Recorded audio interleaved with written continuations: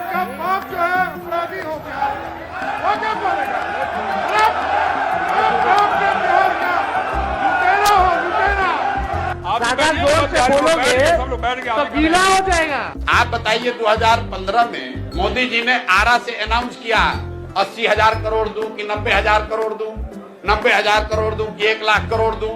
अच्छा 1,25,000 करोड़ देता हूं। अब आप लोग बताइए कि सरकार केंद्र में मोदी जी की है, एनडीए की है, अब बिहार में भी सरकार एनडीए की है, तब तो दो ही बात हो सकता है, या तो मोदी जी ने पैसा भेजा नहीं या फिर पैसा भेजा उनके एनडीए के साथियों ने, जो कि अभी मंगल काल जिन लोगों का चल रहा है वो सब लूट लिया पैसा। तीसरा बात तो कोई हो नहीं सकता है, क्योंकि आपको हमको 1,25,000 करोड़ का कोई काम तो दिख नहीं रहा है बिहार में। इस दुनिया में इतना पैसा नहीं है जो कि स्वाति मालीवाल को खरीद ले, क्योंकि अगर बिकना ही था तो पहले ही बिक जाते। मैं अभी मेंबर ऑफ पार्लियामेंट हूँ, ऐसा कोई भी पार्टी मुझे क्या दे देगी जो कि मैं बिक जाऊंगी या मैं झुक जाऊं।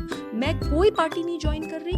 आम आदमी पार्टी मेरे भी खून और पसीने से बनी है, ये किसी 3 या 4 लोगों की जागीर नहीं है। आज अगर पार्टी में कुछ गलत हो रहा है, मैं इसी पार्टी में रहूंगी और मैं इसको सुधारने की कोशिश करूंगी।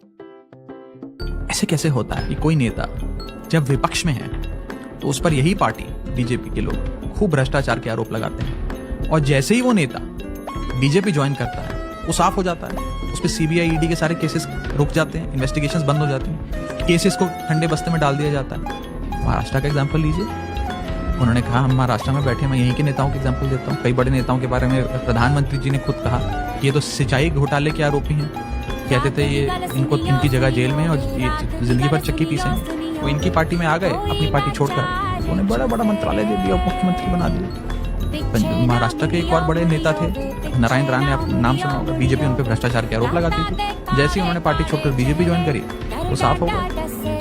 और मेरा ये मानना है कि बीजेपी एक गुंडों की पार्टी है, अनपढ़ गुंडों की पार्टी है, वो सिर्फ गुंडागर्दी करते हैं और पेट्रनेज देते हैं। माननीय प्रधानमंत्री नरेंद्र मोदी जी के नेतृत्व में जो सरकार चल रही है उसने कई मजबूत ऐसे फैसले लिए जो आज से पहले नेता फैसले लेने से शायद डरते थे, चाहे वो आतंकवाद की जड़ें उखाड़कर फेंकना हो या भारत को विश्व की टॉप इकोनॉमीज में लाना हो। और इस नेतृत्व पे जनता ने एक बार नहीं, 2 बार नहीं, 3 बार मोहर लगाई है। हम सब अपने आप को सौभाग्यशाली महसूस कर रहे हैं कि हम माननीय प्रधानमंत्री नरेंद्र मोदी जी की लीडरशिप में और गृह मंत्री अमित शाह जी की संकल्प शक्ति के साथ जुड़कर भारतीय जनता पार्टी एक ऐसी वॉशिंग मशीन है जो बिना डिटर्जेंट पाउडर के ही दमदार सफाई देती है।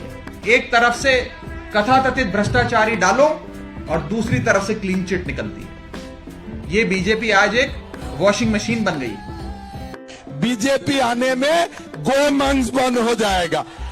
गोमंस बंद होना चाहिए कि नहीं चाहिए?